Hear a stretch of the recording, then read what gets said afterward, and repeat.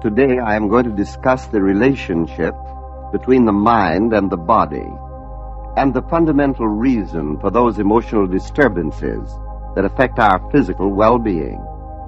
Fortunately for us, we now have considerable knowledge of the subject.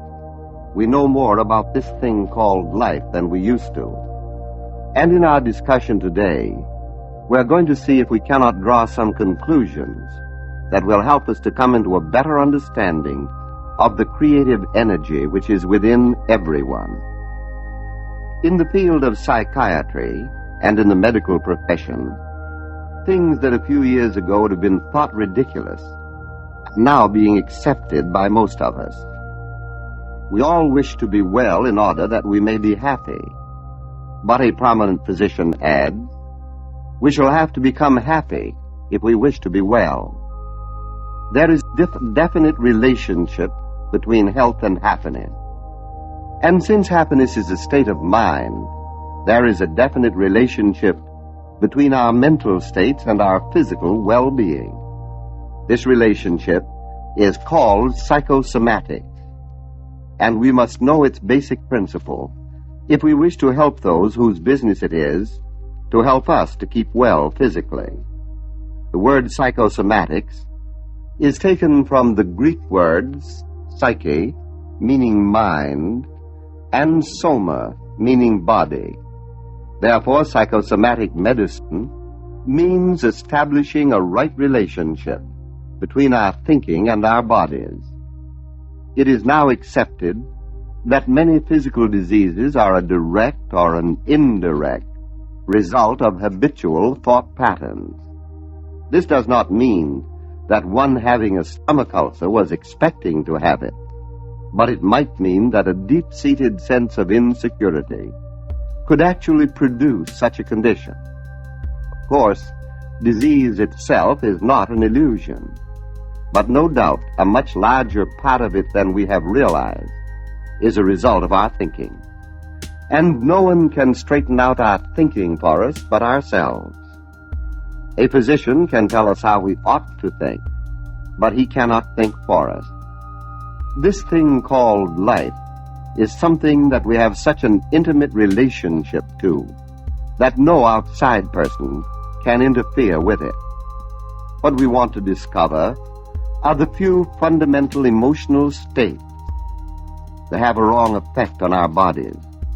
And we shall find that they really are very few in number, although their effects are multiple. Our thinking will always have a direct relationship to our reactions to life, to what we are doing, and to everything around us. It is interesting, isn't it, that we cannot escape living. We cannot escape this thing called life. And this thing called life really means God, the spirit within and around us. For instance, Carl Jung, who is one of the world's greatest psychiatrists, has said that faith and the belief in the reality of our own soul are the best possible mental hygiene. While another prominent psychiatrist has said that it is almost impossible to discover exactly where the emotional state leaves off and its corresponding physical condition begins.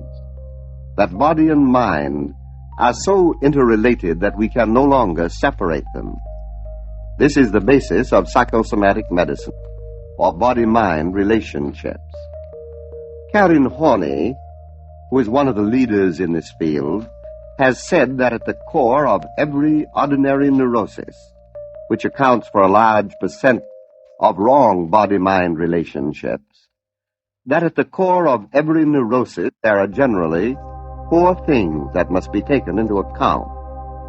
First of all, there is a sense of rejection, and next a feeling of guilt. Third, there is a sense of insecurity, and fourth, a feeling of anxiety. The first is an emotional sense of not being wanted, not being needed and loved, and the next is an unconscious sense of guilt, which is followed by a feeling of insecurity, of anxiety and uncertainty. Let us start with the first negative emotion, which is a feeling of rejection, of not being wanted and loved. And it leads us right back to our relationship with life and with people. We speak of certain persons as being antisocial, being moody, staying too much by themselves, not having the ability to enter into the game of life and play it with joy. Such people stay alone a great deal and brood over their unhappiness.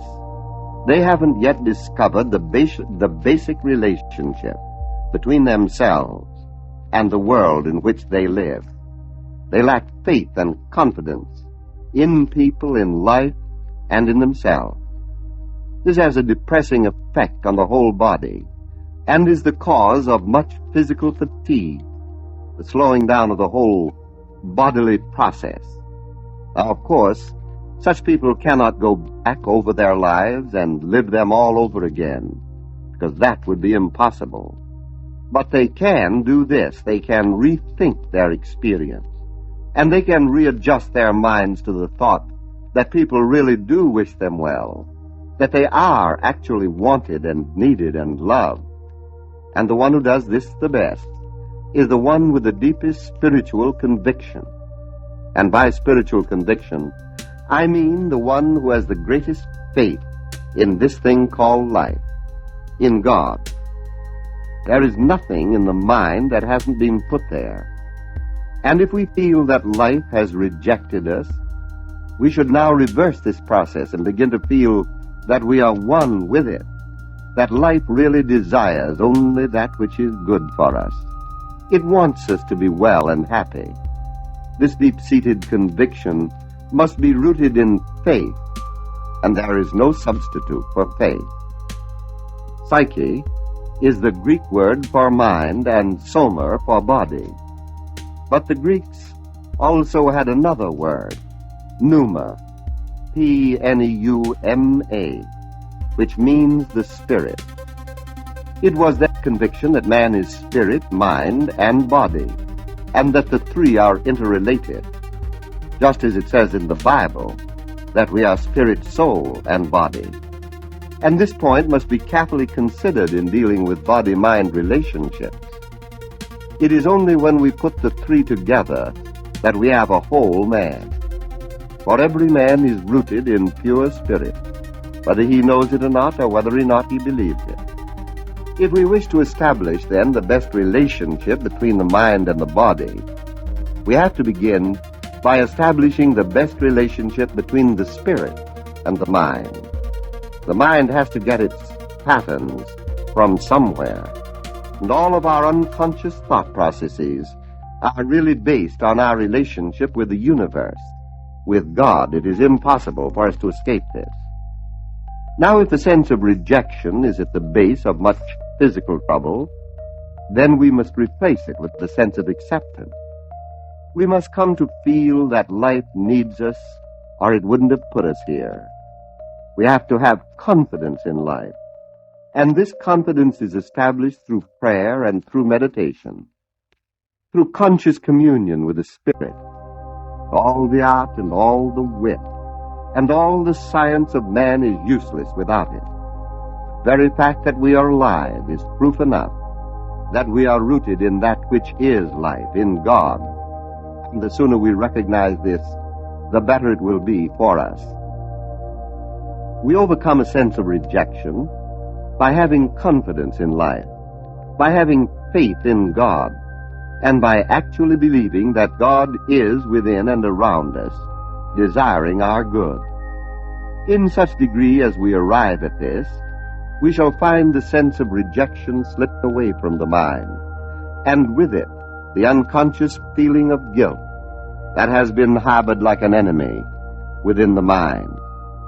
This sense of guilt can easily produce physical stagnation. It devitalizes and depresses, and this affects the whole physical organism.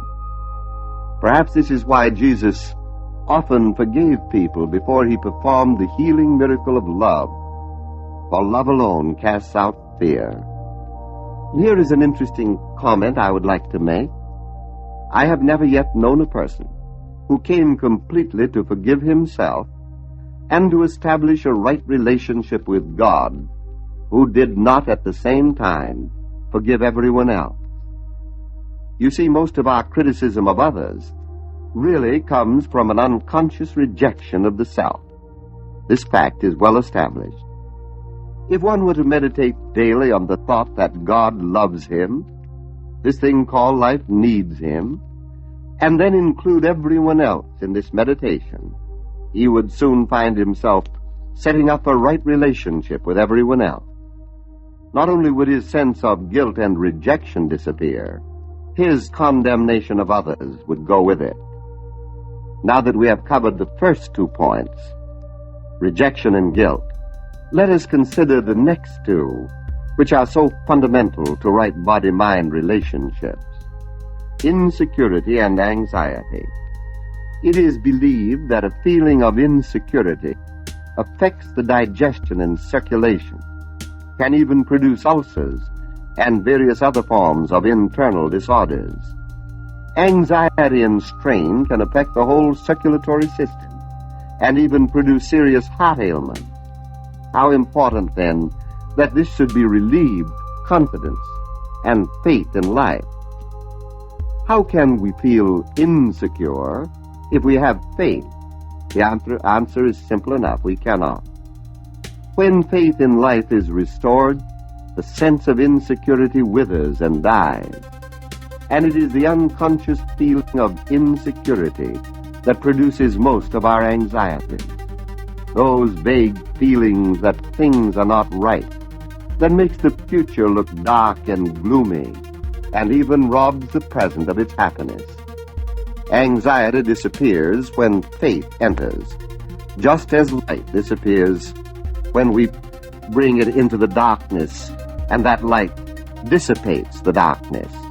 But someone might say, now you are getting back to religion, and we want to be so philosophical, so scientific, so strong and so self-reliant. Let me ask you this. Is it possible for a tree to flourish when its roots are destroyed? Just so, it is impossible for us to exist in happiness and wholeness unless we recognize that greater life in which we are rooted, that life that lives in all of us and finds individual expression through you and through me. It is impossible to have radiant physical health without right emotional balance. And it is equally impossible to have a right emotional balance without first establishing a spiritual equilibrium. It is not enough to say, we came from God, for this is too vague a statement. Should always be followed with the thought that we now live in God. It is not enough to say, there is one life and that life is God, for this thought is complete only when we add, God's life is my life now. Let us keep it as simple as this. For out of the many books written on the subject of psychosomatics, we gather but a few simple facts as we seek to establish the right relationship between the mind and the body. These facts are as fundamental as life itself. This is what they add up to. If you want to be well, you must be happy. If you want to be happy, you must have confidence. And if you want to be confident, you must have faith. And this faith must be so deep-rooted that nothing can shake it. But how can you have faith unless you have conviction? Therefore, there must be a fundamental conviction in a power greater than you are, and you must learn to have complete reliance on it. The funny thing is, we all have exactly what we are looking for. It was put there by this thing called life.